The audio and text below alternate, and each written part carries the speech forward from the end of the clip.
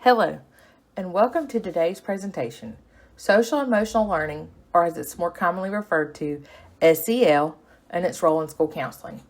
Today, my colleagues and I are going to give you an overview of the SEL components and how they fit together into a comprehensive school counseling program.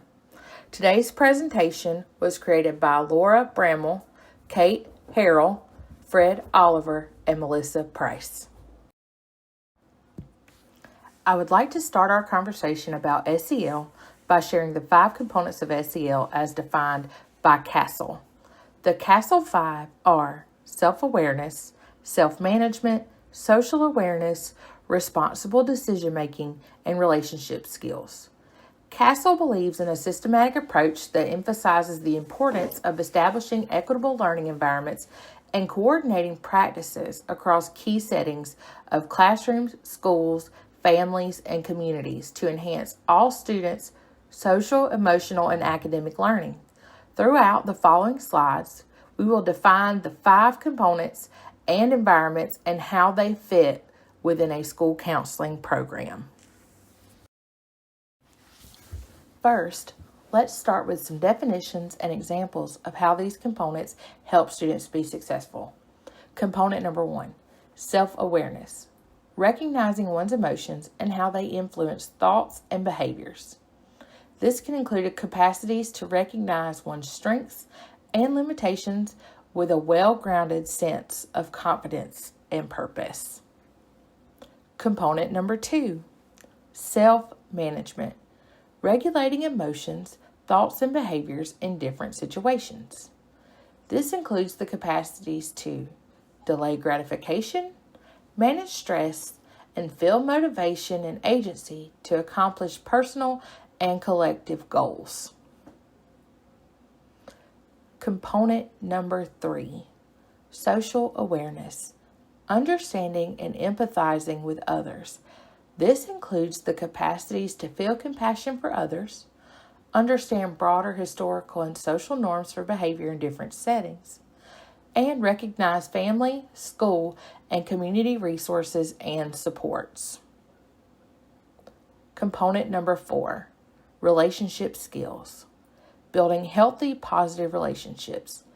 This includes the capacities to communicate clearly, listen actively, cooperate, work collaboratively to problem solve, and negotiate conflict constructively.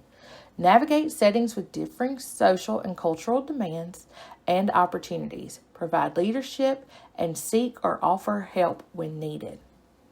Component number 5, responsible decision making. This includes making ethical and constructive choices. This includes the capacities to consider ethical standards and safety concerns and to evaluate the benefits and consequences of various actions for personal, social, and collective well-being. When you look around the circle, you will notice the different settings where these components work. According to CASEL, students, families, schools, and communities are all part of broader systems that shape learning, development, and experiences. Inequities based on race, ethnicity, class, language, gender identity, sexual orientation, and other factors are deeply ingrained in a majority of these systems and impact students and adult social, emotional, and academic learning. While SEL alone will not solve long-standing and deep-seated inequities in the education system, it can create the conditions needed for individuals and schools to examine and interrupt inequitable policies and practices, create more inclusive learning environments, and reveal and nurture the interest and assets of all individuals. When we implement SEL at our schools within the academic environment, we can also integrate into our school-wide practices and policies. By doing this, and with ongoing collaboration with families and community, SEL can be astoundingly effective. Our last definition is school counseling. School counseling is a supportive service aimed at addressing students' academic, career, personal, and social development. Now that we have our definitions, Let's dive into why SEL is essential in schools today. In recent years, the challenges that students face both in and out of the classroom have been escalating at an alarming rate. Mental health issues such as anxiety, depression, and feelings of hopelessness are increasingly common, especially among high school students. According to the National Institute of Mental Health, over 20% of high school students report experiencing feelings of sadness or hopelessness regularly. This statistic is more than just a number. It's a reflection of a widespread emotional crisis that's affecting our youth. In addition to the mental health crisis, bullying continues to be a persistent issue in schools. Students face both in-person and online bullying, which not only damages their self-esteem, but can also lead to severe mental health challenges like depression and suicidal ideation. These negative experiences create an unhealthy environment for learning and growth. Academic pressure is another contributing factor to students' emotional struggles. The expectation to perform well on exams, maintain good grades, and meet family or societal expectations can create overwhelming stress. This stress can result in burnout, disengagement, and even more serious mental health consequences. As a result, academic stress doesn't just affect students' grades, it impacts their emotional well-being, social interactions, and ultimately their future opportunities. Beyond mental health diagnoses, many students simply struggle with regulating their emotions or building healthy relationships with peers and teachers. They face challenges in developing resilience, managing frustrations, or expressing themselves appropriately. These emotional struggles can lead to behaviors that disrupt their learning and relationships within the school environment, contributing to a cycle of frustration and academic disengagement. This is where SEL comes in. This isn't just a buzzword, it's a transformative approach that can help students navigate these challenges. So why does SEL matter so much in the context of the issues we've discussed? SEL focuses on developing students' emotional intelligence, essentially their ability to recognize, understand, and manage their emotions. By enhancing students' emotional intelligence, we're helping them identify their feelings, deal with anger and frustration in healthy ways, and cultivate empathy for others. This self-awareness is crucial for both personal growth and building stronger relationships with peers and teachers. Students today are facing significant emotional challenges, but SEL programs provide them with practical tools for managing stress and overcoming adversity. By teaching students how to cope with difficulties, solve problems effectively, and stay calm under pressure, we're equipping them with lifelong skills. These skills not only help them during their time in school, but also prepare them for handling stress and challenges in adulthood. SEL emphasizes the importance of resolving conflicts peacefully and understanding different perspectives. In a school environment, conflict is inevitable, whether it's between peers, between teachers and students, or at home within their families. By fostering conflict resolution skills and teaching students how to communicate effectively, SEL promotes a more peaceful and cooperative school climate. Students also learn the importance of cooperation, which is key to creating an inclusive and supportive school environment. One of the core components of SEL is teaching students how to make thoughtful, responsible decisions. By incorporating SEL into their educational experience, we can guide students in making choices that reflect their values and align with their long-term goals. Whether they are deciding how to manage their time, how to respond to peer pressure, or how to handle academic stress, SEL helps students make decisions that are healthy, positive, and conducive to their well-being. Like Kate said before, and as shown on the previous slide, SEL helps students develop emotional intelligence and coping strategies to manage challenges. It equips them with skills to reduce stress, manage their emotions, resolve conflicts, and make better decisions. There is a lot of research done on the impacts of social-emotional learning on students' mental, emotional, social, academic, and even physical well-being. And there are a lot of different articles out there that outline what exactly the benefits are and the research done that shows it. An article from 2011 presents research on a meta-analysis conducted that studied 213 different SEL programs involving over 270,000 students, aging elementary to high school. In this study, researchers found that there was an 11% increase in academic achievement. There was improved classroom behavior and better relationships between students and teachers. And there was also significantly improved social behaviors and fewer conduct problems. This article adds to the evidence of the benefits of SEL programs. There are also numerous other studies done on the benefits of SEL, and benefits include decreases in emotional distress and aggressive behaviors, a reduction in bullying, and an improvement in academic engagement. When students are in a good space mentally and emotionally, and when they are given the tools they need to succeed, whether that be coping skills or better social skills, they are more likely to be engaged because they are not worried so much about other things. When students are taught coping skills, for example, they are better equipped to handle life's challenges, like we said. This in turn supports relationships and academic success. When students are taught social skills, they are more likely to have healthy relationships, which in turn supports their mental health and academic success. Students' mental health and their academic performance are linked, so when we support their mental health, many times, their academic performance increases as well. There are many implications and things to consider when utilizing SEL. Integrating SEL with school counselors in a school's school counseling program can be beneficial as school counselors teach students social emotional skills on a daily basis. Pairing this with the school counseling program can look like teaching social and emotional skills in classroom lessons for a whole school Tier 1 approach, small groups for a more focused group, and one-on-one sessions for a more individualized approach.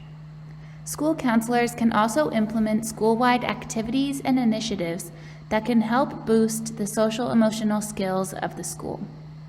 School counselors often use different approaches in their counseling activities, such as art or play, to make things more fun and engage students more actively. Utilizing school-wide initiatives that are colorful or fun can help students learn more and take away more from the lesson or activity. We must also consider the ethical implications when implementing social-emotional lessons and programs. Counselors are bound to confidentiality when working with students, and it is no different when implementing SEL programs or activities. Keeping what students share safe is essential for trust and the well-being of our students. Additionally, in spaces such as a classroom or small group setting, we must remind our students that what is shared in here stays in here, wherever that may be. We must remind them that other people get to own their story, so we need to keep what other people share to ourselves. We must respect autonomy and allow other people to make decisions for themselves. We cannot make students do things. In fact, when we make them do things, they are likely to not be engaged and then not get anything out of the activity. We can uplift and empower our students. We can guide them when they want it, but respect their autonomy for the choices they make. Finally, like many things in the school building, partnering with families and allowing them to be an influential part of their child's social emotional learning can be key. We can help provide questions or activities to do at home that promote social emotional learning, or we can provide workshops to teach parents about social emotional learning so they can be a driving force at home. Parental involvement is absolutely essential. We must also consider the legal and multicultural parts of SEL. As our duty as educators and people who work with a vulnerable population such as children, we need to be aware of state or district policies and laws in order to do the best we can for students. We are also mandated reporters as school counselors, and so anytime a child discloses someone being hurt or may get hurt, whether that be themselves or someone else, we have to report that in order to keep students as safe as possible. Multiculturally, our duty as counselors is to keep culturally responsive and relevant. Taking part in multicultural education and actively participating in various events, activities, or professional development opportunities can help us stay relevant and learn as much as we can about different cultures to do good by our students. We must also provide equity and help remove any barriers as much as possible in order to support our students. We can do this by providing resources or advocating on behalf of students and families in order for them to get what they need. Being engaged in SEL can be very successful and beneficial for students. When students, teachers, their families are actively involved in SEL, the impact can be very successful and profound. Just looking at some benefits that can come from being successfully engaged in SEL are things like improved emotional regulation. Engaged students are better able to understand and manage their emotions. They learn to respond thoughtfully instead of reacting impulsively, which leads to more positive behaviors in school and at home. Also, they develop strong relationship skills. Engagement in SEL helps students develop empathy, communication, and conflict resolution skills. This strengthens their relationship with peers, teachers, and family members also. Students who practice these skills become more socially aware of themselves and cooperative. Also, it produces better academic performance. Students who are emotionally engaged are more likely to succeed academically. When students feel supported and have the tools to manage things like stress, anxiety, and the distractions that may come up in classroom, they're able to focus more effectively on their schoolwork. And also, it's the long-term well-being of that student. Being engaged in SEL isn't just about academic success. It helps students develop things like resilience, self-awareness, and the ability to cope with challenges, skills they will carry with them throughout their entire life. For example, if we look at this slide on the PowerPoint, it's talking about healthy coping skills. Some questions you can ask your student as a school counselor. We always promoting healthy coping skills instead of negative coping skills. Some questions you can ask are like recent situation where you felt emotionally challenged. What emotions did you experience? How did you manage those emotions? And what strategies did you use to self-regulate yourself? This is where we can, as school counselors, we have to teach our students those healthy coping skills. We can teach them things like deep breathing, doing a physical activity, positive self-talk, mindfulness and relaxation, or even journaling. And we have to remember that and teach them that learning about SEL and these healthy coping skills isn't something we just do once and forget about it. It's something we must practice on our own every day so we can continue to use those healthy coping skills and not forget about them. Just like we have to show them that just like they do their math or practice sports every day, practicing SEL and these healthy coping skills help you get better at understanding and managing your emotions.